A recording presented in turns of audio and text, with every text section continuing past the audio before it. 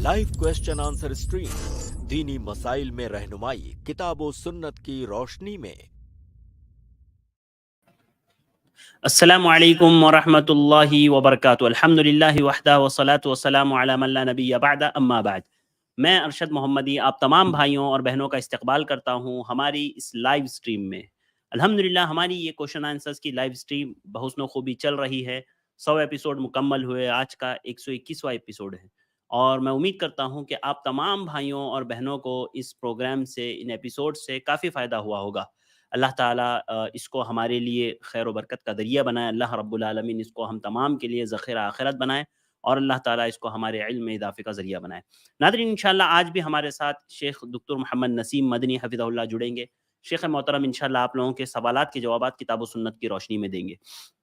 मैं आप तमाम भाइयों और बहनों को बता दूं, हमने हमारी स्ट्रीम यार्ड की लिंक कमेंट में पेस्ट कर दी है। इस लिंक से आप डायरेक्ट ज्वाइन होकर के सवाल कर सकते हैं शेख मोहतरम से, या आप कमेंट्स में भी अपने सवालात भेज सकते हैं। जब स्ट्रीम में कोई मौजूद नहीं होगा तो कमेंट से इंशाल्लाह हम आप लोगों के सवालात ले लेंगे।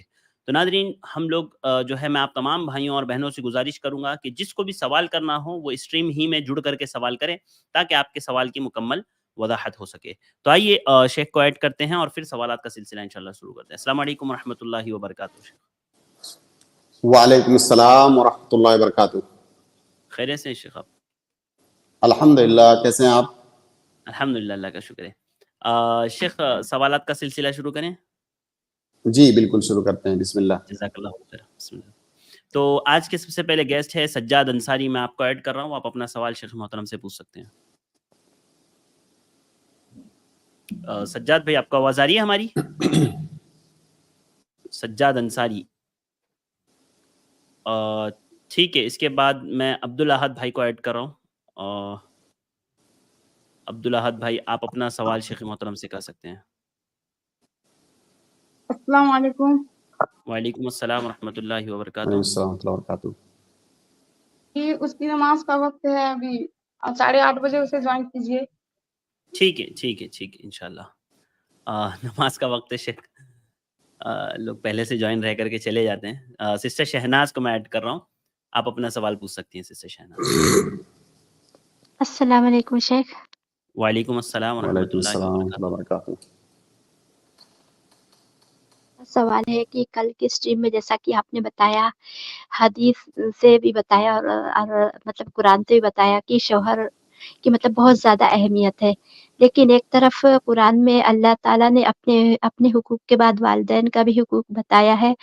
तो ऐसे में अगर किसी काम के लिए मतलब वालिदैन किसी काम को करने के लिए कहें और शौहर उसे मना करे, लेकिन उसका दीन से कोई ताल्लुक ना हो, तो ऐसे में किसकी बात मानी जाए?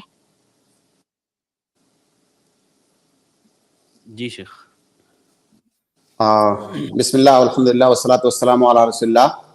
आवाज़ बहन की दरमियान में कट जा रही थी, लेकिन सवाल से जो समझ में आया है वो मैं सवाल भी रिपीट करता हूँ। इन्होंने सवाल किया कि कल की स्ट्रीम में हमने शौहर के हुकूक से मुतालिक बात किया। हालांकि अभी हमारी गुफ्तगू सिर्फ उमूमी हुई है कि शौहर के हुकूक की बहुत ज़्यादा अहमियत है।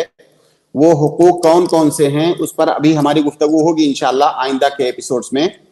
बहन ने सवाल किया कि अगर किसी औरत के एक तरफ वालिदैन हैं, एक तरफ शौहर है, और शौहर किसी काम के करने का हुक्म दे रहा है, दूसरी तरफ वालिदैन किसी और काम के करने का हुक्म दे रहे हैं, तो ऐसी सूरत में वो इताअत किसकी करेगी, यानी किसको मुकद्दम करेगी?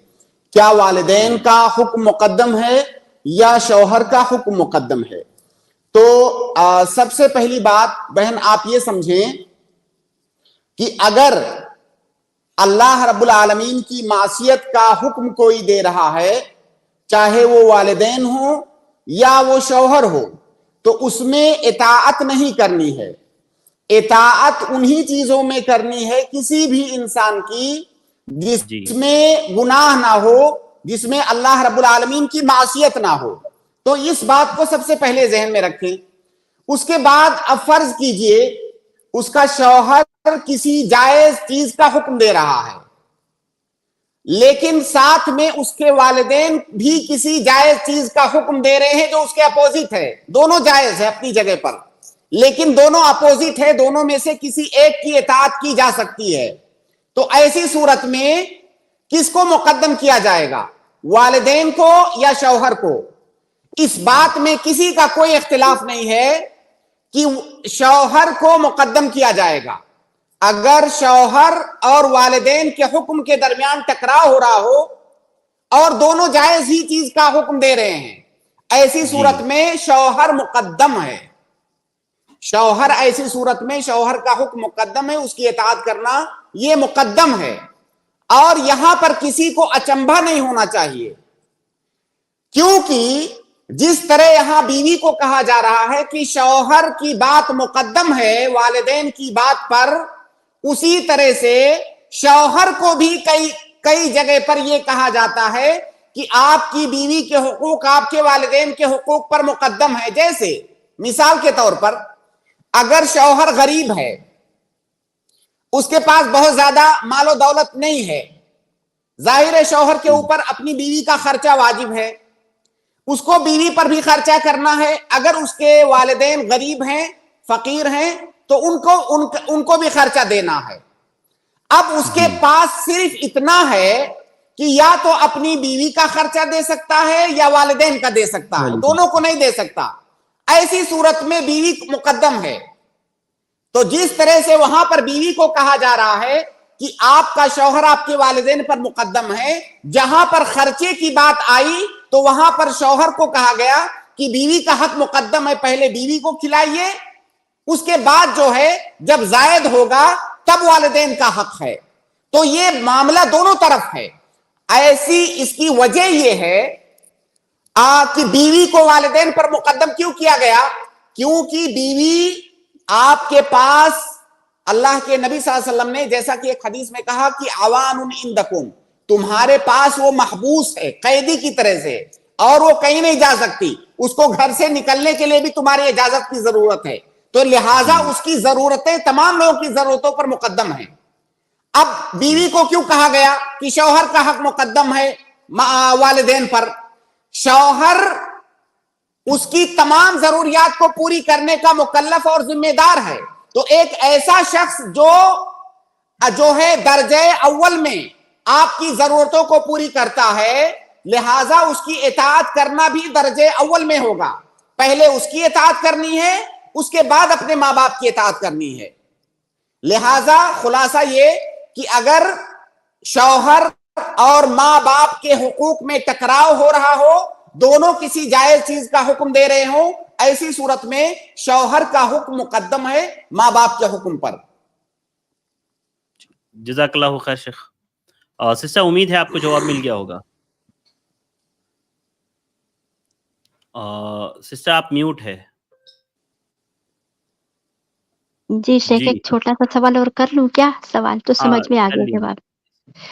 جی شیخ, میرا سوال وطر کی نماز کے تعلق سے ہے کہ وطر کی نماز میں جو دوسرا طریقہ بتایا گیا ہے, مطلب ایک سلام سے تینوں رکعت پڑھنا, تو کیا یہ صحیح حدیث سے ثابت ہے کیا؟ آواز تھوڑی سی کٹ جا رہی ہے بہن کی, وہ شاید وطر کے بارے میں پوچھ رہی ہیں کہ وطر کی نماز اگر کوئی 3 رکعت پڑھنا چاہتا ہے تو اس کے 2 طریقے ہیں. پہلا طریقہ یہ ہے کہ آپ پہلے 2 رکعت پڑھ کے سلام پھیر دیں, اس کے بعد 1 رکعت اور پڑھ لیں الگ سے. دوسرا طریقہ یہ ہے کہ تینوں رکعتوں کو کانٹینیو پڑھیں, درمیان میں تشہد میں نہ بیٹھیں, آخر میں تشہد میں بیٹھیں اور سلام پھیریں. اور یہ دونوں ہی طریقے صحیح حدیثوں سے ثابت ہیں, دونوں طریقے ثابت ہیں. جی جزاک اللہ خیر شیخ. بارک اللہ. جی سسٹر جواب مل گیا آپ کو؟ شیخ, جو یہ احناف کے لوگ یہ دعا قنوت میں جو دوسری دعا قنوت پڑھتے ہیں اللہم انا نستعینک کا, تو کیا یہ صحیح حدیث سے ثابت ہے؟ دعائے قنوت جو ہے, دعائے قنوت کے سلسلے میں 2 باتیں بہت اہم یاد رکھیں. پہلی بات تو یہ کہ اللہ کے نبی صلی اللہ علیہ وسلم نے دعائے قنوت سکھلایا, اللہم اہدنی فیمن ہدیت, یہ جو دعا ہے اس کو سکھایا, لہٰذا قنوت کے اندر یہ دعا پڑھنا جائز ہے. دوسری بات یہ कि कुनूत के अंदर इसी दुआ को पढ़ना जरूरी नहीं है कि जब हम इसको पढ़ेंगे तभी दुआए कुनूत होगी, उसके अंदर किसी और दुआ को भी आप पढ़ सकते हैं। आप ये दुआ भी पढ़ सकते हैं, इसको छोड़ करके कोई और दुआ भी पढ़ सकते हैं। आप जिस दुआ की आपको जरूरत हो वो दुआ कुनूत के अंदर आप पढ़ सकते हैं। तो ये दोनों बातें याद रखना बहुत जरूरी है। एक तीसरी बात जिसका ताल्लुक आपके सवाल से है कि बहुत सारे लोग जो दुआए कुनूत है अल्लाहुम्मा हदीनी फीमन हदैत आखिर तक, इसमें कई अल्फाज अपनी तरफ से बढ़ा देते हैं। अगर वो ये समझ के बढ़ा रहे हैं कि इस हदीस का वो हिस्सा है तब ये जायज नहीं है, लेकिन वो ये दुआ कर रहे हैं और उन्होंने अपनी जरूरत के मुताबिक कुछ और चीजों को तलब किया अल्लाह रब्बुल आलमीन से और इजाफा किया, तो कोई हरज नहीं है। लेकिन ये समझ करके बढ़ाना कि ये अल्फाज अल्लाह के नबी से साबित हैं या ये हदीस का हिस्सा है, ये सही नहीं है। जी, जज़ाकल्लाहु खैर शेख, वाज़ेह है। बहुत बहुत शुक्रिया शेख और सिस्टर हमारे साथ जुड़ने के लिए। उम्मीद है आपकी का डाउट क्लियर हो गया होगा, सारे सवाल आपके। जी शेख, शुक्रिया, जज़ाकल्लाह खैर। अगले गेस्ट है सिस्टर भाई मोइनुद्दीन, मैं आपको ऐड कर रहा हूँ, आप अपना सवाल पूछ सकते हैं। जी अस्सलाम वालेकुम रहमतुल्लाह। वालेकुम अस्सलाम व रहमतुल्लाहि व बरकातहू। मेरा सवाल ये है कि जैसे हम नहाने जा रहे हैं, गुस्ल करने जा रहे हैं, तो बाथरूम में तो बिना कपड़ों का जो है वजू, जैसे नहाने से पहले वजू करना पड़ता है, तो वजू कर सकते हैं बिना कपड़ों का या उससे बाद में नमाज पढ़ सकते हैं? शायद आप वाजिबी गुस्ल के बारे में सवाल कर रहे हैं। देखिए, गुस्ल दो तरह का होता है, एक गुस्ल नज़ाफ़ा और एक गुस्ल इबादा। एक नज़ाफ़त के लिए होता है, आप कभी भी नहाते हैं, आपको गर्मी लग रही है आप नहाए, या आपका रूटीन है आप ऐसे ही नहाते हैं, तो इसमें वजू की कोई बात नहीं है, आप जैसे चाहें वैसे नहाएं। लेकिन अगर आप वाजिबी गुस्ल कर रहे हैं तो उसका तरीका, मुस्तहब तरीका यह है कि उसमें आप पहले वजू करें, और आपका सवाल गालिबन इसी से मुताल्लिक है। आप जब वजू करना चाहते हैं तो आप पर ये कोई पाबंदी नहीं है कि आप कपड़ा पहन के वजू करेंगे या कपड़ा उतार के, आपको आजादी है, शरीयत ने इस पर कोई पाबंदी नहीं लगाई है कि आपको वजू किस हालत में करना है, आप जैसे चाहें वजू कर सकते हैं। जी मोइनुद्दीन भाई। जी शुक्रिया। जी, अगर जैसे वजू करने जा रहे हैं बाथरूम में, तो बिस्मिल्लाह जबान से या कुछ जिक्र करते हैं, जैसे बिस्मिल्लाह तो करना है, तो ये अपने दिल में कह लें। बिल्कुल, आप बिस्मिल्लाह करेंगे, वो करने जाते हैं, बिस्मिल्लाह करेंगे, कोई हरज की बात नहीं है। आप बाथरूम में हैं, बिस्मिल्लाह करेंगे। जी, जज़ाकल्लाहु खैर शेख। मतलब बोल के करेंगे। बोलना इसको कहते हैं कि उसमें आपकी जबान और आपका होंठ हिलना चाहिए, इसको बोलना कहा जाता है अरबी जबान में, कि आपकी जबान और होंठ हिलना चाहिए, जरूरी नहीं है कि जोर से आवाज निकले। जी जी जी, शुक्रिया। उम्मीद है मोइनुद्दीन में आपको जवाब मिल गया। जी, बहुत बहुत शुक्रिया हमारे साथ जुड़ने के लिए।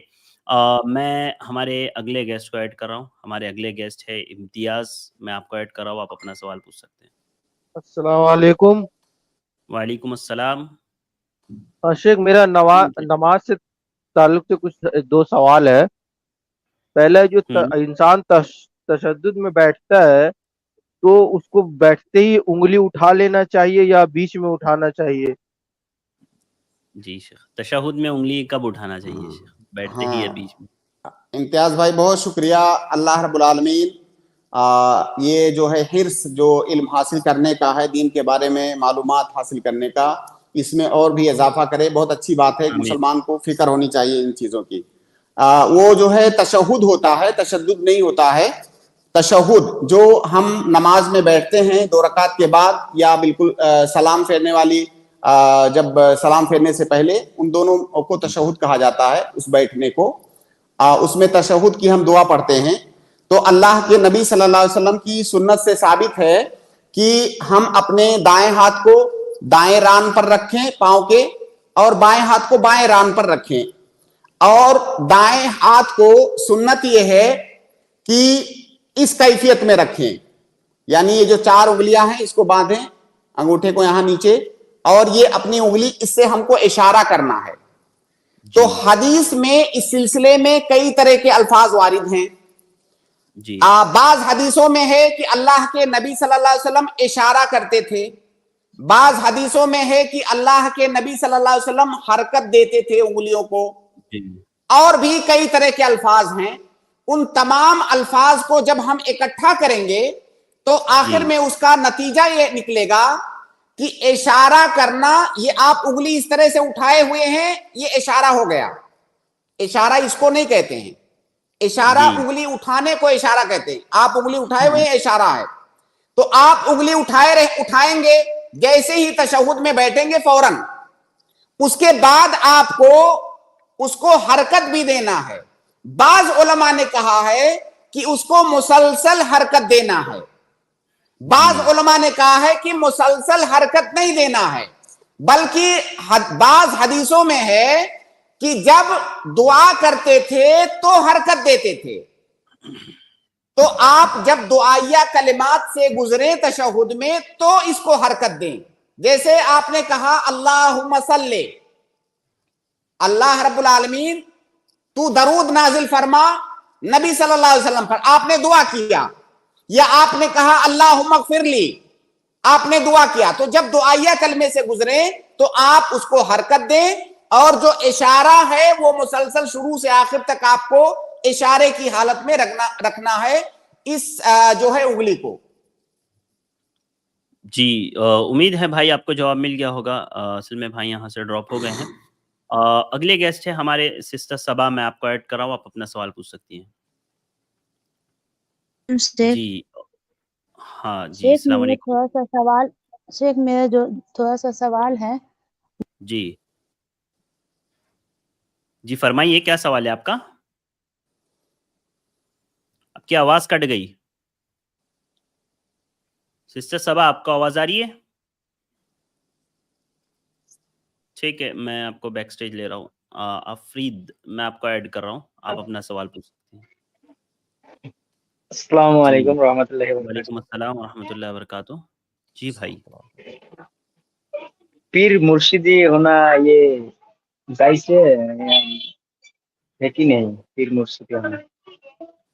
जी शेख। भाई हमारी शरीयत में पीरी मुर्शिदी का कोई कॉन्सेप्ट नहीं है। हिंदुस्तान में जब पीर और मुर्शिद बोला जाता है तो उसके साथ साथ में बहुत सारे बिदआत, खुराफात, शिरकिया अमाल, शरीयत मुखालिफ चीजें जहन में ऑटोमेटिक आ जाती हैं, क्योंकि पीरी मुर्शिदी में यही होता है।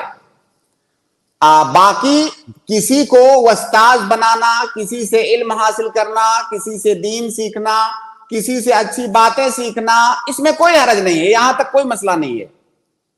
लेकिन अपने इंडिया में जो पीरी मुर्शिदी का कॉन्सेप्ट है, वो बाकायदा जो पीर होता है, नऊज़ बिल्लाह मिन ज़ालिक, उसको बसा औकात इलाह के दर्जे तक पहुंचा दिया जाता है कि पीर साहब ने जो कह दिया, सजदा भी करते हैं बहुत सारे लोग, बाकायदा सजदा भी करते हैं। उसकी वफात हो जाती है, उसका मजार बनाकर उसके मजार पे सजदे करते हैं, चादर चढ़ाते हैं। तो पीरी मुर्शिदी का ये कॉन्सेप्ट है हिंदुस्तान में। ये बिल्कुल इसका शरीयत से कोई ताल्लुक नहीं है, बल्कि ऐसे लोग बहुत सारे शिरकिया आमाल में, बिदआत और खुराफात में वाक़े होते हैं। लिहाजा इनसे दूर रहें। कोई भी नेक आदमी, कोई भी आलिम दीन, दीन का जानकार, आप उसको उस्ताद बना करके उससे दीन का इल्म हासिल करें, अच्छी बातें सीखें, ये मतलूब है। लेकिन जो पीरी मुर्शिदी का एक मुरव्वजा तरीका है आपके यहाँ, वो जायज नहीं है हमारी शरीयत के अंदर। जी जी, जज़ाकल्लाहु खैर शेख।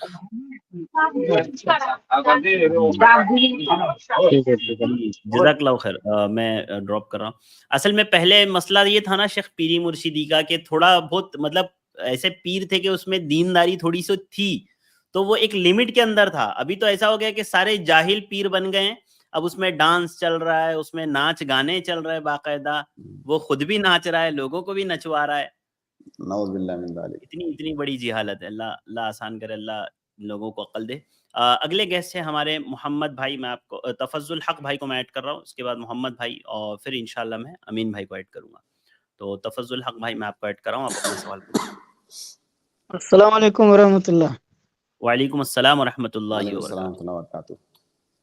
شیخ طلاق کے سلسلے میں ایک مسئلہ ہے. جی جی فرمائیں.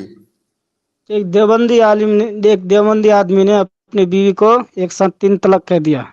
اس کے بعد دیوبندی عالم نے فتویٰ دیا کہ طلاق واقع ہو گئی. تو لڑکی والوں نے لڑکوں والوں پر کیس کر دیا. تو لڑکوں والوں کو کورٹ میں بلایا گیا.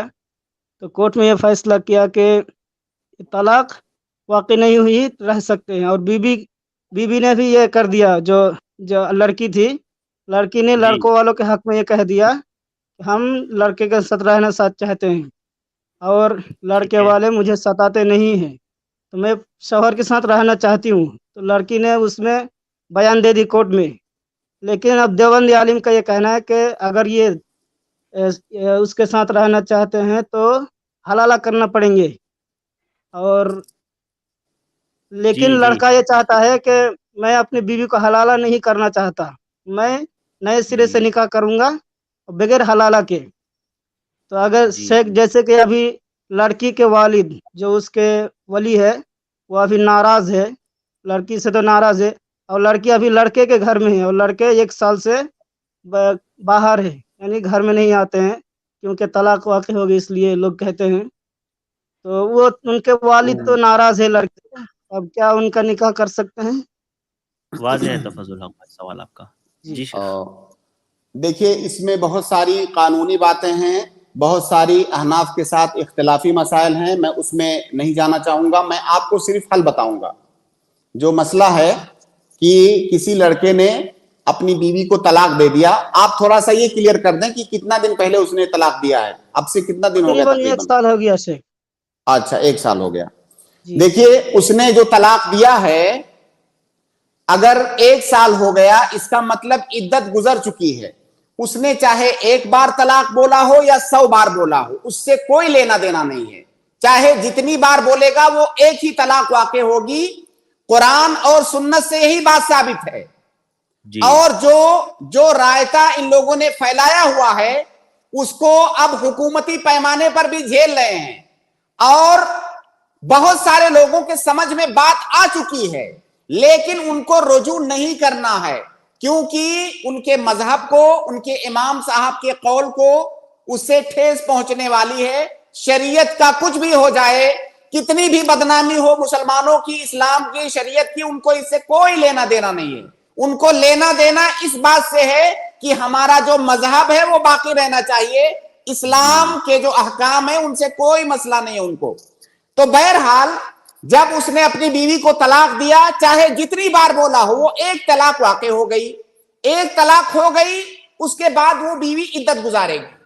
اب وہ طلاق رجعی ہے, اس کی عدت اگلی تیسری ماہواری تک ہوگی, اور اس درمیان اس کو رجوع کرنے کا حق ہوتا ہے.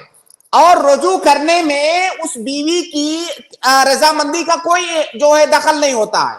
جب تک وہ عدت میں ہے تب تک اس کی مرضی کے بغیر وہ رجوع کر سکتا ہے.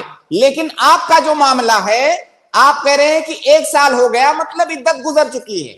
اب جب عدت گزر چکی ہے, اب اگر دوبارہ اس عورت سے شادی کرنا چاہے تو نئے سرے سے نکاح کر کے اس کو اپنی زوجیت میں لے سکتا ہے. اس کو کسی حلالہ کی ضرورت نہیں ہے. اور حلالہ کرنا یہ صرف, ہم یہ نہیں کہیں گے کہ صرف حرام ہے, حلالہ کرنا یہ زنا ہے. اس لڑکے کو سمجھائیے, اس لڑکی کو سمجھائیے کہ کچھ بھی ہو جائے وہ حلالہ نہیں کریں گے, یہ زنا ہے, سراسر زنا ہے. جیسا کہ صریح اس سلسلے میں نصوص وارد ہیں, اللہ کے نبی صلی اللہ علیہ وسلم کی حدیثیں ہیں اس کی ممانعت کے سلسلے میں, صحابہ کے آثار ہیں اس سلسلے میں. تو یہ زنا ہے. تو ان کو سمجھائیے کہ وہ حلالہ نہ کریں گے, وہ ان کے لیے شادی کرنا اثر نو یہ جائز ہے. لیکن اب وہ جو شادی کریں گے یہ مکمل طور سے نئی شادی ہوگی. نئی شادی کا مطلب یہ ہے کہ جیسے نئی شادی میں ولی کی رضامندی ضروری ہوتی ہے, اس میں مہر ہوتا ہے, لڑکی کی رضامندی ہوتی ہے, یہ ساری چیزیں جو پروسیس ایک نئی شادی میں ہوتے ہیں وہی پروسیس اس میں بھی ہوگا.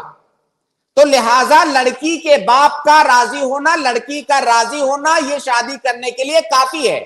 وہ لڑکا لڑکی اور اس کے ولی کی رضامندی کے ساتھ دوبارہ سے شادی کر لے اور اس کو سمجھائیے، بار بار سمجھائیے کہ وہ حلالہ کے قریب نہیں جائے گا. حلالہ یہ جائز نہیں ہے. اصل میں ان کے سوال میں بات یہ ہے نا شیخ کہ والد ناراض ہے اور والد کہہ رہے ہیں کہ حلالہ کروانا ہی پڑے گا، تو ان کا سوال یہی تھا کہ کیا وہ کیسا والد ہے، وہ کیسا والد ہے، کیسا مطلب باپ کیسا بے غیرت ہوگا کہ اپنی بیٹی کے سلسلے میں وہ اس طرح کی بات سوچے، جبکہ صریح ایک نہیں متعدد حدیثوں میں حلالہ کو حرام قرار دیا گیا ہے، اسے جو ہے زنا تک کہا گیا ہے. اللہ کے نبی صلی اللہ علیہ وسلم نے حلالہ کرنے والے کو التیس المستعار یعنی مگنی میں لایا ہوا سانڈ کہا ہے. اللہ کے نبی صلی اللہ علیہ وسلم نے ایسے آدمی پر کہا کہ اس پر اللہ کی لعنت ہے، حلالہ کرنے والے پر. یہ لوگ کیسے اس کے لیے راضی ہو جاتے ہیں؟ کیسا باپ ہے وہ؟ آپ اس کو سمجھائیے، اگر وہ سمجھ نہ رہا ہو تو آپ اسٹریم میں لائیے، ہم کتاب و سنت کے نصوص اس کے سامنے رکھیں گے، اس کو بتائیں گے کہ یہ کتنا قبیح عمل ہے، اور ان کے سامنے شریعت نے دروازہ کھولا ہوا ہے کہ دوبارہ شادی کرنا چاہیں آرام کے ساتھ شادی کر سکتے ہیں وہ. جی جزاک اللہ خیر شیخ. جی کے لیے تیار نہیں ہے شیخ. اب نہیں تیار ہیں، چھوڑ دیجئے، کیا کریں گے؟ اس کا اور کوئی حل نہیں ہے، اس کا کوئی حل نہیں، چھوڑ دیجئے. اگر نکاح کرا دے تو صحیح ہوں گے شیخ. بھائی لڑکی کا باپ راضی نہیں ہوگا تو نکاح نہیں ہوگا. جی اس کی رضامندی ضروری ہے، لیکن وہ نکاح نہیں کروانا چاہتا ہے، وہ زنا کروانا چاہتا ہے.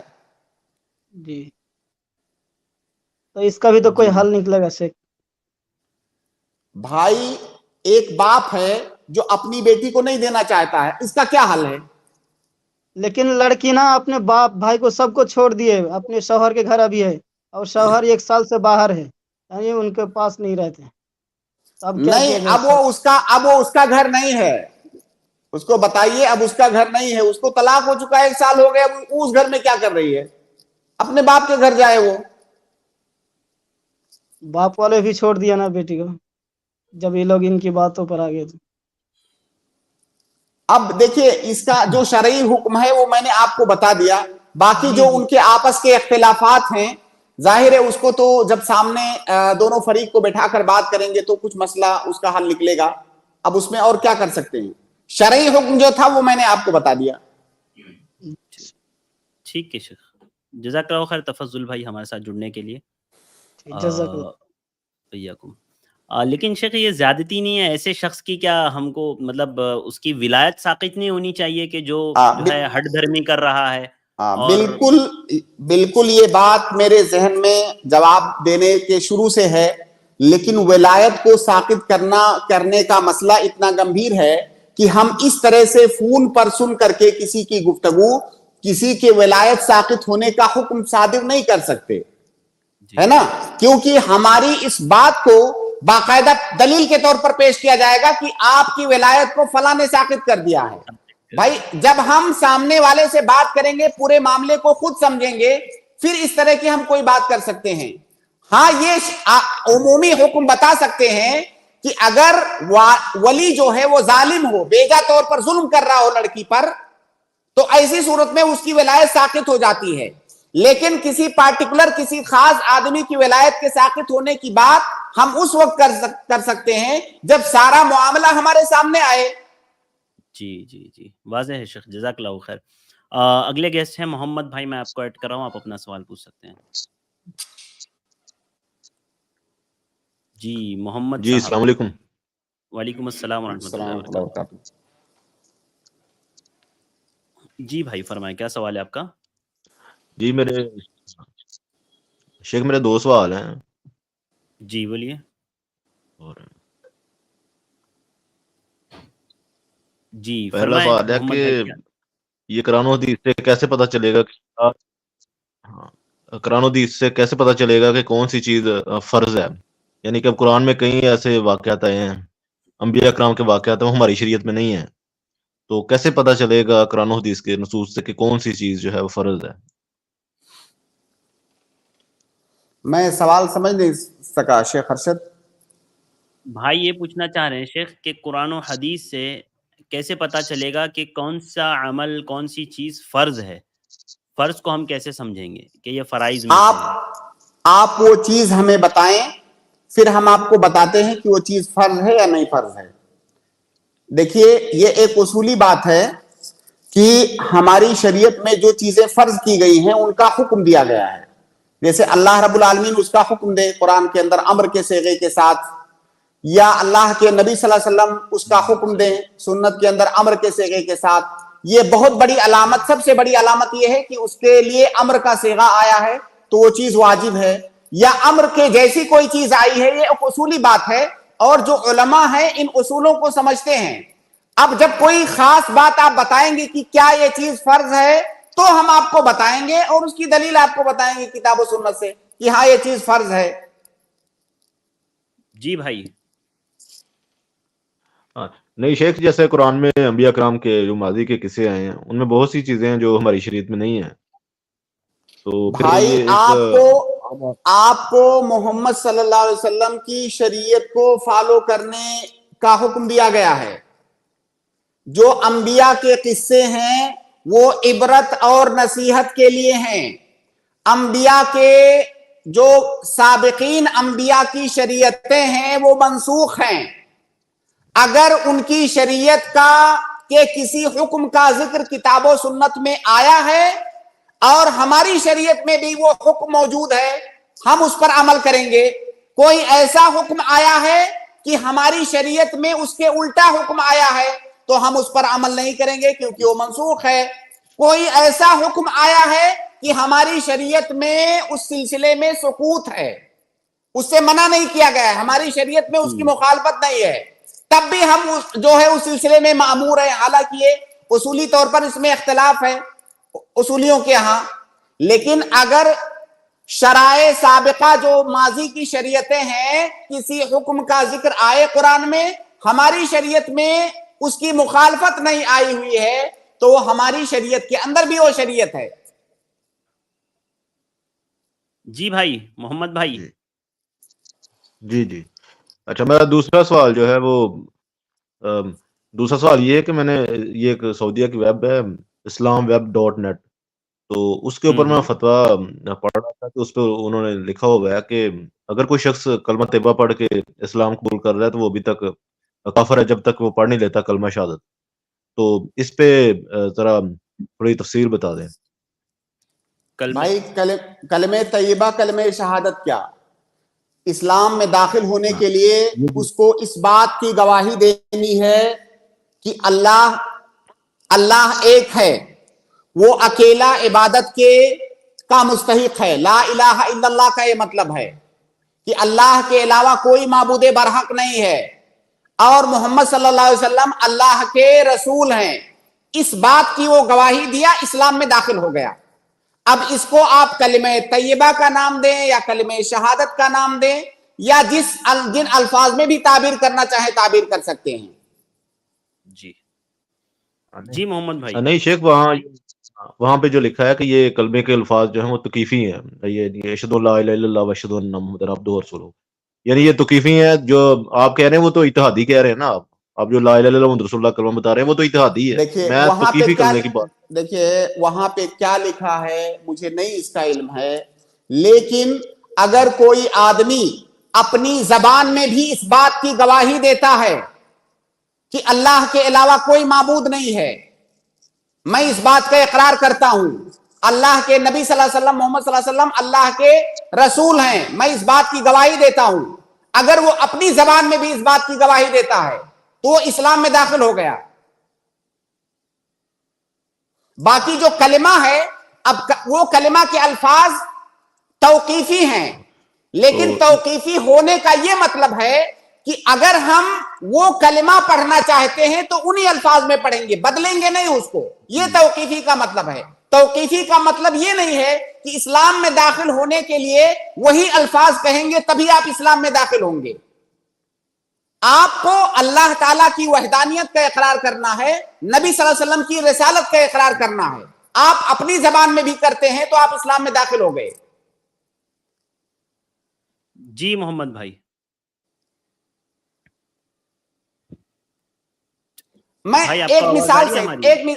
एक मिसाल से मैं बेशक। ये बात और समझाना चाहूंगा। जैसे कुरान के जो अल्फाज हैं क्या वो तौकीफी हैं कि नहीं? नहायत मादरत के साथ शेख, वो जो मैं सवाल पूछ रहा हूँ वो आप मेरा सवाल समझे नहीं, दोबारा से आपसे सवाल। मैं आपका सवाल आप समझे नहीं वो सवाल। सुनिए एक बात मैं कर लूं, उसके बाद आप अपनी बात रखें। जैसे कुरान के जो अल्फाज हैं, कुरान के अल्फाज तौकीफी है ना, हम उसको बदल नहीं सकते। अगर हमको कुरान पढ़ना है तो हमें उन्हीं अल्फाज में कुरान को पढ़ना होगा, तब कहा जाएगा कि हम कुरान पढ़ रहे हैं, कलामुल्लाह पढ़ रहे हैं। लेकिन कुरान के अंदर अल्लाह रब्बुल आलमीन ने जो अहकामात बयान किए हैं, अगर मैं वो हुक्म आपको आपकी जबान में समझाऊं तो क्या मैं ये नहीं कह सकता हूं कि ये कुरान के अंदर बयान किया हुआ एक हुक्म मैं आपको बता रहा हूं? जी कह सकते हैं। मैं कुरान के अंदर जैसे अल्लाह ताला ने नमाज को फर्ज करार दिया, कह सकते हैं। मैं आपको उर्दू जबान में बता रहा हूं कि अल्लाह ने कुरान में नमाज को फर्ज करार दिया, तो क्या ये नहीं कहा जाएगा कि मैं कुरान के अंदर नमाज की फर्जियत को बयान कर रहा हूं? क्या शरीयत का हुक्म नहीं बयान नहीं कर रहा हूं? शरीयत का हुक्म बिल्कुल कर रहा हूं। तो कुरान पढ़ने के लिए, उसकी तिलावत के लिए तो आपको वही अल्फाज पढ़ने हैं, लेकिन कुरान के अंदर जो हुक्म बयान किया गया है उसको मैं आपकी जबान में समझाता हूं, फिर भी गोया कि मैंने तबलीग कर दिया, मैंने दावत कर दी, मैंने आपको हुक्म बता दिया। अब जो कलिमा के अल्फाज हैं, ला इलाहा इल्लल्लाह मुहम्मदुर रसूलुल्लाह, अगर कोई आदमी वो अल्फाज कलिमा पढ़ना चाह रहा है और उसमें अपनी तरफ से तब्दीली कर रहा है तो हम कहेंगे नहीं, वो तौकीफी है, वो अल्फाज तौकीफी हैं। जब आप वही अल्फाज पढ़ेंगे तो हम कहेंगे कि आपने कलिमा पढ़ा। लेकिन कलिमा पढ़ना अलग चीज है, इस्लाम में दाखिल होना अलग चीज है।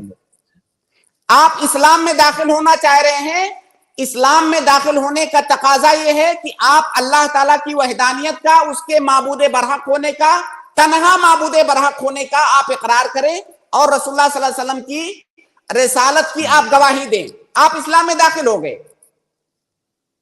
वाज़ेह है शेख। तो जी मोहम्मद भाई, जो असल जो गलत फहमी है शेख अरशद, मैं जो समझ रहा हूं वो गलत फहमी कहां पे है? वो गलत फहमी ये है कि जब कहा जाता है कि फला आदमी ने कलमा पढ़ लिया, तो कलमा पढ़ने का मतलब ये समझा जाता है कलमा पढ़ लिया यानी इस्लाम कबूल कर लिया। भाई कलमा पढ़ लिया का असल माना इस्लाम कबूल कर लिया नहीं, गर्चे हमारे यहाँ मारूफ है कि जब हम कहना होता है कि इस्लाम में दाखिल हो गए तो हम कहते हैं कलमा पढ़ लिया, है ना। लेकिन कलमा पढ़ना, उन अल्फाज को अदा करना, ये अलग बात है। जैसे कोई काफिर अगर कलमा पढ़े, वो इकरार नहीं कर रहा है दिल से, वो पढ़ रहा है सिर्फ, तो क्या इस्लाम में दाखिल हो जाएगा? नहीं दाखिल होगा।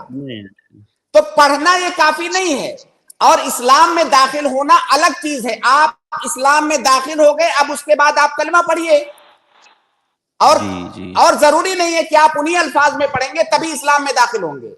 तो इस फर्क को समझिए। जी जी मोहम्मद भाई। नहीं शेख यहाँ पे जो सवाल है, हाँ यहाँ पे जो शेख जो सवाल है वो ये है कि ये जो आपने कलमा पढ़ा है, जो कलमा तैयबा है, ये वही सऊदी स्कॉलर जो कह रहे हैं, वो कह रहे हैं ये कलमा ये साबित नहीं है, जो कलमा शहादत है वो सुन्नत से साबित है।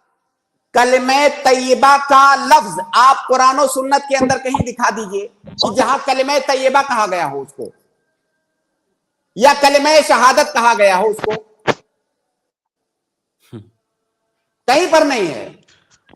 ये हमने अपने समझने के लिए एक इस्तिलाह बनाई हुई है कि जब हम कलिमा तैयबा कहते हैं तो ला इलाहा इल्लल्लाह मुहम्मदुर रसूलुल्लाह उसका माना होता है। हम जब कलिमा शहादत कहते हैं तो अशहदु अल्ला इलाहा इल्लल्लाह व अशहदु अन्ना मुहम्मदुर रसूलुल्लाह, वरना कलिमा तैयबा का लफ्ज या कलिमा शहादत का लफ्ज आपको कुरान और सुन्नत के नसूस में नहीं मिलेगा।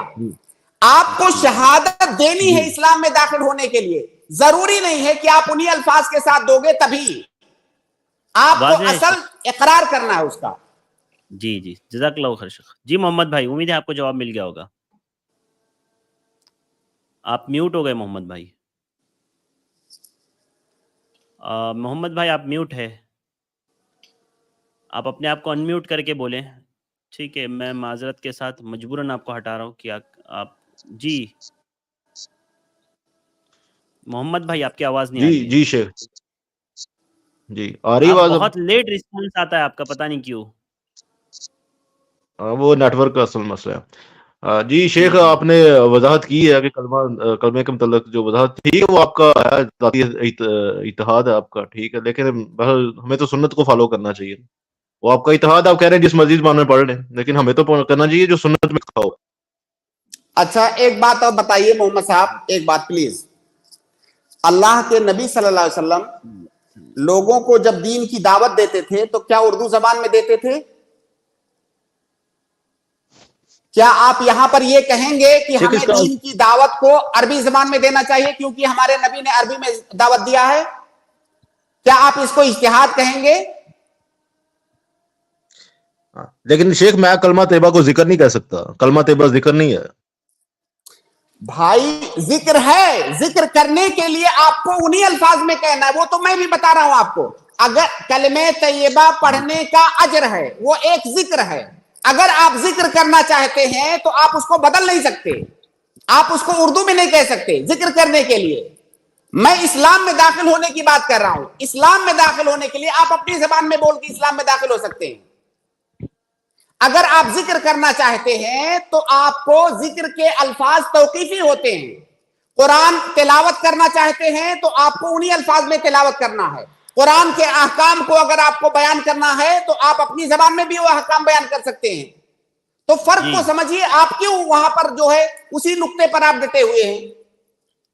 محمد بھائی آپ دلیل لایا کریں ساتھ میں. آپ آ تو جاتے ہیں اپنے ایک موقف کے ساتھ، نہ تو اس میں آپ کے ساتھ دلیل ہوتی ہے نہ اس میں آپ کے ساتھ کوئی چیز ہوتی ہے، لیکن آپ اپنے موقف پر ڈٹے ہوتے ہیں. بہت اچھی بات ہے، آپ ڈٹے رہیں اپنے موقف پر، لیکن دلیل کے ساتھ ڈٹے رہیں. اب آپ اگر یہ دلیل، ایک دلیل آپ شیخ کے سامنے یہ پیش کر دیتے کہ بھئی اللہ کے نبی نے کہا کہ جو لا الہ الا اللہ کے بغیر اگر کوئی اسلام قبول کرتا ہے تو اس کا اسلام قابل قبول نہیں ہے، اس طرح کی کوئی دلیل آپ پیش کر دیتے تو پھر آپ کا موقف مضبوط ہو جاتا شیخ کے مقابلے میں.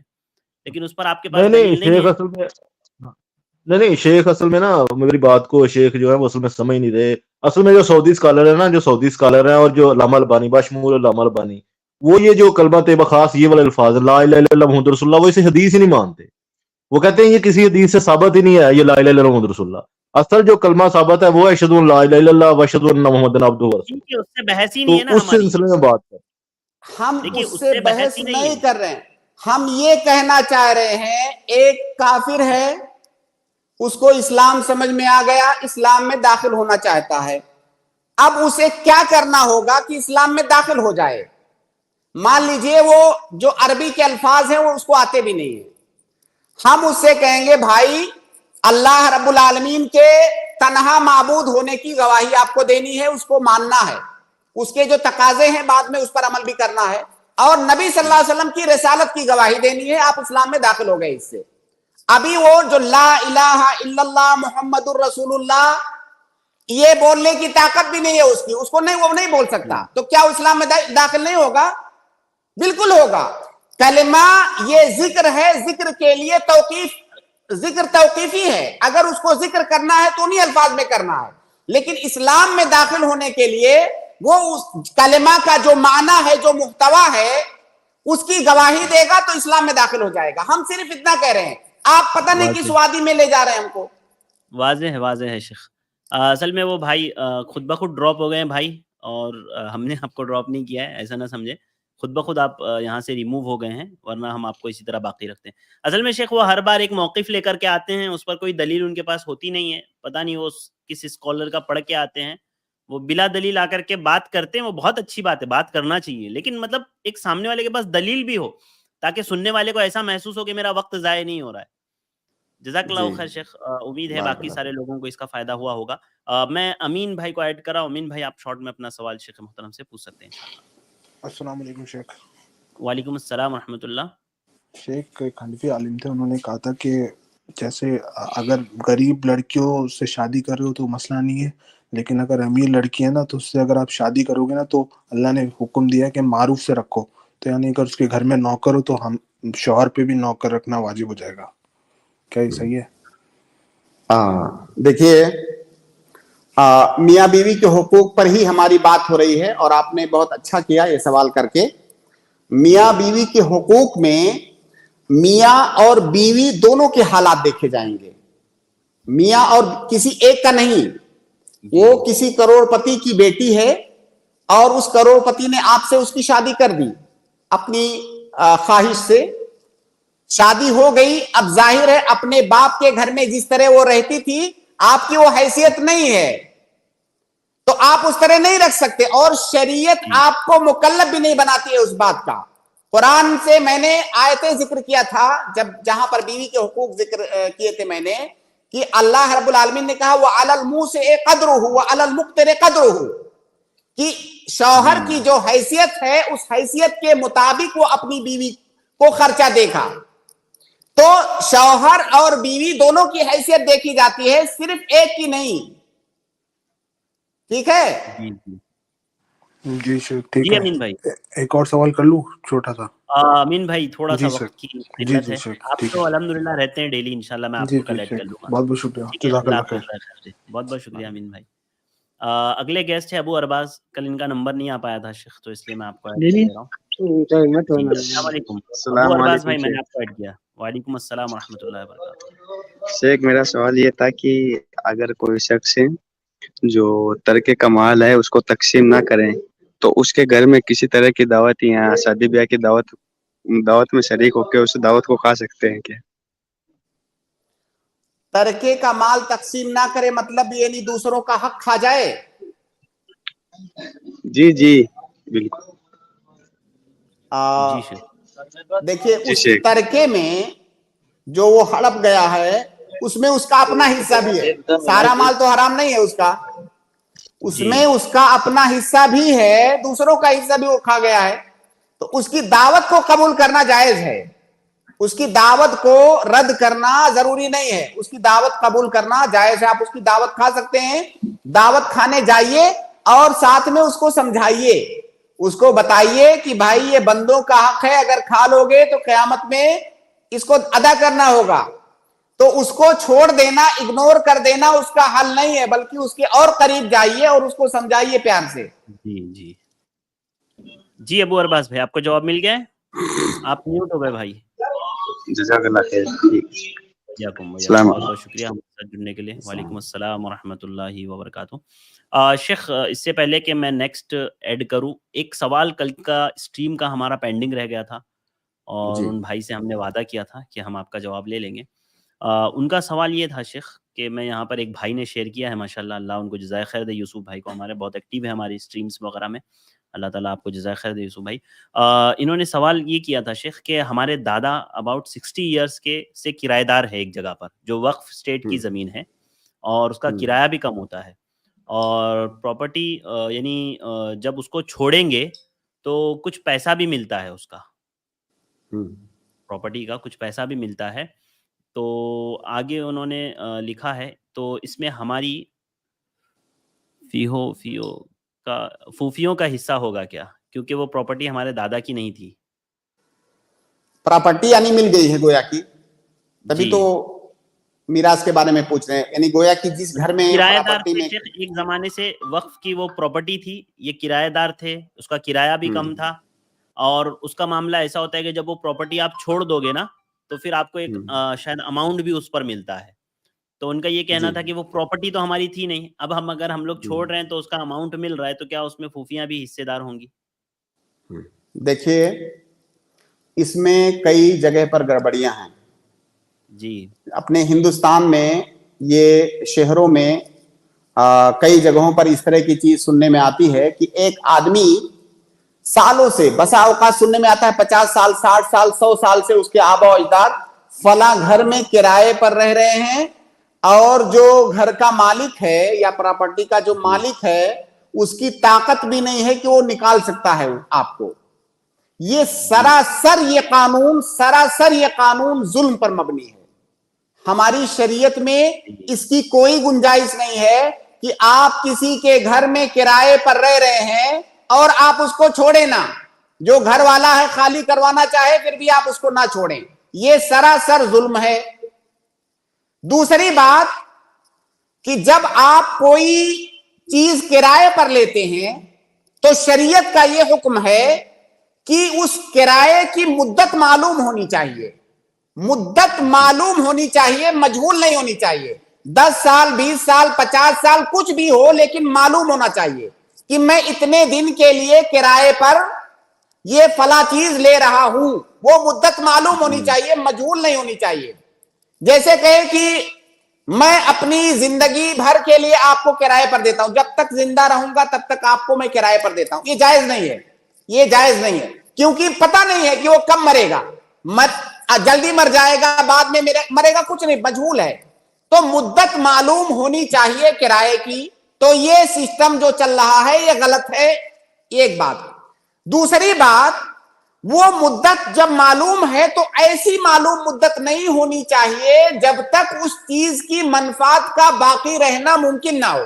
جیسے کوئی گھر ہے، کرائے پر آپ نے لیا، آپ نے کہا میں 100 سال کے لیے کرائے پر لے رہا ہوں، ہم کو پتا ہے کہ 10-20 سال سے زیادہ وہ گھر چلنے والا نہیں ہے، گر جائے گا، پھر بھی آپ 100 سال کے لیے کرائے پر لے رہے ہیں، تو یہ کرایہ جائز نہیں ہوگا، کیونکہ کرائے میں اصل منفعت ہوتی ہے، وہ منفعت باقی رہنے والی نہیں ہے اتنی مدت، تو گویا کہ اس منفعت کو آپ نے اگنور کیا ہے، تو یہ کرایہ جو ہے طریقہ بھی جائز نہیں ہوگا۔ جی۔ اور اگر آپ کسی گھر میں کرائے پر ہیں، جو مدت آپ نے طے کیا ہوا سامنے والے کے ساتھ، وہ مدت پوری ہونے کے بعد آپ کو اسے خالی کرنا ہوگا، الا ایک ہی جو سامنے والا ہے اس میں اور توسیع کر دے، ایکسپینڈ کر دے، اس کو بڑھا دے کہ میں اس کو اتنے سال کے لیے اور بڑھا رہا ہوں۔ اگر وہ راضی نہیں ہے تو آپ کو نکل جانا چاہیے فوراً۔ اگر آپ رہ رہے ہیں اور قانون کا سہارا لے کر رہ رہے ہیں تو ظاہر ہے قانون، کئی سارے قانون ایسے ہیں جو ہماری شریعت کے مطابق نہیں ہیں، لیکن آپ اگر اپنے شریعت کے قانون کو مانتے ہیں تو آپ کو خود بخود چھوڑ دینا چاہیے۔ قانون کا سہارا لے کر اگر کسی پر آپ ظلم کر رہے ہیں تو یہ شریعت میں جائز نہیں ہے۔ اور جب آپ اس گھر سے نکل رہے ہیں، جو آپ نے ذکر کیا کہ ایک اماؤنٹ ملتا ہے، تو بھائی اتنے دن تک آپ کرائے پر تھے، کرایہ ادا کر رہے تھے، آپ نے کرایہ ادا کیا، گھر سے فائدہ اٹھایا، اب اماؤنٹ کا ہے کا، اب اماؤنٹ کا ہے کا، ظاہر ہے آپ قانون کا سہارا لے کر ظلم کر رہے ہیں سامنے والے پر، جو کہ شرعاً جائز نہیں ہے۔ تو وہ اماؤنٹ جو آپ لے رہے ہیں گھر سے نکلتے وقت، وہ جائز نہیں ہے۔ ایک تو کرایہ آپ معمولی سا دے رہے تھے، وہ بھی ایک مسئلہ ہے الگ سے، اس پر ہم نہیں جانا چاہتے ہیں۔ معمولی سا کرایہ دے رہے تھے، اس پر جب آپ نکل رہے ہو تو آپ جو ہے اماؤنٹ لے رہے ہو، گویا کہ جیسے آپ احسان کر رہے ہو، نکل کر کے آپ احسان نہیں کر رہے ہو، اب تک آپ ظلم کر رہے تھے، اب اس ظلم کو چھوڑ رہے ہو تو کم سے کم اماؤنٹ تو نہ لو الگ سے۔ تو جو اماؤنٹ آپ لے رہے ہو وہ جائز نہیں ہے۔ اب اگر آپ یہ دلیل دیتے ہو کہ بھائی ہمارا ایگریمنٹ ہوا تھا، بھائی ایگریمنٹ وہ غلط ہوا تھا، ایک زمانے میں غلطی ہوئی تھی، کیا اس غلطی کو آپ درست نہیں کرنا چاہو گے؟ تو جو اماؤنٹ آپ لے رہے ہو وہ لینا درست نہیں ہے۔ اگر آپ نے اسے لے لیا ہے، اگر آپ کو علم نہیں تھا، تو اب جب آپ کو علم ہو گیا ہے تو وہ اماؤنٹ آپ جا کر کے واپس کر دو۔ وہ اماؤنٹ ترکے میں نہیں آئے گا، کیونکہ وہ حرام ہے، اور اس حرام مال کا جو مالک ہے وہ معلوم ہے، آپ کو پتا ہے کہ اس کا مالک کون ہے۔ تو جب اس کا مالک کا آپ کو پتا ہے تو آپ اس کو جا کر کے واپس کر دو، آپ لوگ اس کو ترکے میں تقسیم مت کرو۔ جو وقف بورڈ ہے یا جو بھی جہہ ہے یا جو بھی کوئی کسی جو ہے انڈیویجول کا ہے اگر، تو آپ اس کو جا کر کے وہ رقم واپس کر دو، وہ آپ کے لیے جائز نہیں ہے۔ وقف اسٹیٹ کا شیخ اکثر ایسے ہی ہوتا ہے، مطلب کرایہ کم ہی ہوتا ہے اس کا، اور مطلب یہ سلسلے سے ایک زمانے سے چلے آ رہے، پگڑی کا سسٹم ہوتا تھا۔ اس کو ہم مان لیتے ہیں کہ کرایہ کم ہوتا ہے، کہ سماج میں ایسا معروف ہے کہ بھائی کرایہ کم ہوتا ہے، تو ہم اس کو چلو ٹھیک ہے تسلیم کر لیے کہ کرایہ کم ہوتا ہے، لیکن بھائی کوئی مدت بھی تو ہونی چاہیے، 10 سال 20 سال کچھ فکس تو ہونا چاہیے نا، کہ اتنے سال تک کرایے کے لیے پر لے رہا ہوں، اس کے بعد نکل جاؤں گا۔ اس کے بعد آپ بیٹھے رہتے ہو، جب کرایہ جو گھر کا مالک ہے وہ آپ سے نکلنے کے لیے کہتا ہے، تو پھر آپ ملک کے قانون کا سہارا لے کر کے ظلمن اور زبردستی آپ اس میں باقی رہتے ہو، یہ جائز نہیں ہے نا۔ جب وہ مطالبہ کرے اب ٹائم ختم ہوا، آپ نکل جائیے، اب ہم ایگریمنٹ کو ختم کر رہے ہیں، آپ نکل جائیے۔ جی جی، جزاک اللہ خیر شیخ۔ بھائی یہ آپ کے سوال کا جواب تھا. اگر کچھ گوشے اس میں رہ گئے ہوں تو آپ انشاءاللہ کل کی اسٹریم میں آ جائیں اور شیخ سے اس کے تعلق سے بھی آپ استفسار کر سکتے ہیں انشاءاللہ. تو اگلے گیسٹ ہے یونس ابن رحمت, میں آپ کو ایڈ کر رہا ہوں, آپ بھی ایک سوال پوچھ لیں شیخ سے. جی یونس بھائی. السلام علیکم ورحمۃ اللہ وبرکاتہ شیخین. وعلیکم السلام. جی یونس بھائی فرمائیں.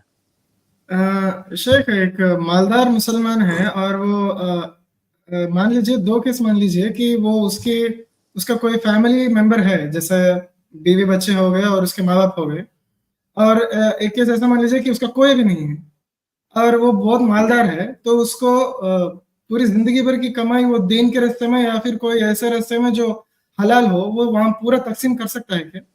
جزاک اللہ. دونوں کو الگ الگ سمجھتے ہیں. ایک مالدار آدمی ہے جس کے پاس بیوی بچے یا اس کے ورثہ موجود ہیں, وہ آدمی اپنا پورا مال خرچ کرنا چاہتا ہے, کسی کار خیر میں پورا مال خرچ کر دینا چاہتا ہے, تو کیا اس کے لیے جائز ہے؟ جب تک وہ حالت صحت میں ہے, مرض الموت سے پہلے اپنا پورا مال جہاں پر چاہے وہ خرچ کر سکتا ہے, اسے اختیار ہے. لیکن افضل یہ نہیں ہے, جائز ہے اس کے لیے, اس کو اختیار ہے, وہ چاہے تو پورا مال کسی جو ہے مسجد کو, کسی مدرسے کو یا غریبوں میں بانٹ دے, جب تک وہ جو ہے حالت مرض الموت میں نہیں گیا ہے تب تک کہیں پر وہ اپنا پورا مال خرچ کر سکتا ہے, یہ جائز ہے اس کے لیے. لیکن یہ خلاف افضل ہے, کیونکہ اللہ کے نبی صلی اللہ علیہ وسلم کی ایک حدیث ہے کہ تم اپنے ورثہ کو غنی اور مالدار چھوڑ کے جاؤ, یہ بہتر ہے اس سے کہ تم ان کو غریب اور فقیر چھوڑ کر کے جاؤ, لوگوں کے سامنے وہ ہاتھ پھیلاتے ہوئے پھریں. تو اس کے لیے افضل یہ ہے کہ وہ صدقہ خیرات کرے, اچھے کاموں میں خرچ کرے, لیکن کچھ مال وہ بچا کر کے بھی رکھے تاکہ اس کے ورثہ کو ملے. لیکن اگر وہ کرنا چاہتا تو پورا کر سکتا ہے, ہر آدمی اپنے مال میں با اختیار ہوتا ہے, یہ مرض الموت سے پہلے. لیکن مان لیجئے وہ سخت بیمار ہوا, اس کو لگا کہ اب میری وفات ہو جائے گی, اب وہ چاہتا ہے کہ پورا مال جو ہے کہیں پر خیرات کر دے, اب اس کے لیے جائز نہیں ہے, اب وہ صرف 1/3 مال خیرات کر سکتا ہے. کیونکہ اب اگر وہ خیرات کرتا ہے تو یہاں پر اس بات کا شبہ ہے کہ اپنے ورثہ کو نقصان پہنچانے کے لیے ایسا کر رہا ہے, تو لہٰذا وہ 1/3 کو دے سکتا ہے, باقی نہیں دے سکتا. یہ مسئلہ ہو گیا اس آدمی کا جس کے پاس ورثہ موجود ہیں. ایک دوسرا مالدار آدمی جس کا کوئی نہیں ہے, وہ جہاں پہ چاہے اپنا مال اپنی زندگی میں جہاں چاہے خرچ کر سکتا ہے, اس کے اوپر کوئی پابندی نہیں ہے. اور ہم اس کو یہ بھی نہیں کہیں گے کہ تمہارے لیے افضل یہ ہے کہ کچھ چھوڑ کر کے جاؤ, کیونکہ اس کا کوئی نہیں ہے تو پورا مال بھی وہ خرچ کر سکتا ہے, یہ خلاف افضل بھی نہیں ہے. جی واضح ہے شیخ. مرض الموت مانے شیخ, مرض الموت مانے مرض الموت مطلب یہ ہوا کہ اس کو ایسی بیماری ہوئی, سخت بیمار ہوا کہ اب اس کو لگنے لگا, حالانکہ موت کا تو کسی کو نہیں پتا ہے, سخت بیمار ہو کے بھی آدمی ٹھیک ہو سکتا ہے, لیکن وہ اتنا سخت بیمار ہوا کہ اس کو لگنے لگا کہ شاید اب میرا آخری وقت آ گیا ہے, اس کو مرض الموت کہتے ہیں. جی واضح ہے شیخ, بہترین, جزاک اللہ شیخ. السلام علیکم. السلام ورحمۃ اللہ وبرکاتہ. بہت بہت شکریہ یونس بھائی ہمارے ساتھ جڑنے کے لیے. اگلے گیسٹ ہے محمد شفیع, میں آپ کو ایڈ کر رہا ہوں, آپ اپنا سوال پوچھ سکتے ہیں. السلام علیکم ورحمۃ اللہ وبرکاتہ. وعلیکم السلام ورحمۃ اللہ وبرکاتہ. شیخ صاحب, آپ نے پچھلے ہفتے میں فجر کی نماز کے تعلق سے ایک سوال میں یہ جواب دیے تھے کہ جب بھی آپ جو ہے وہ جاگ جائے اس وقت فوراً آپ کو فجر کی نماز ادا کرنا ہے. جی تب مجھے یہ صبح ہو گیا, اس میں اکثر یہ کرتا تھا, اگر ایسا معاملہ کبھی گھر میں کسی کے ساتھ ہوتا تو اس کو روک دیتا, کیونکہ طلوع کا وقت اگر داخل ہو گیا تو میں نماز پڑھنے سے روک دیتا تھا, میں خود بھی رک جاتا تھا.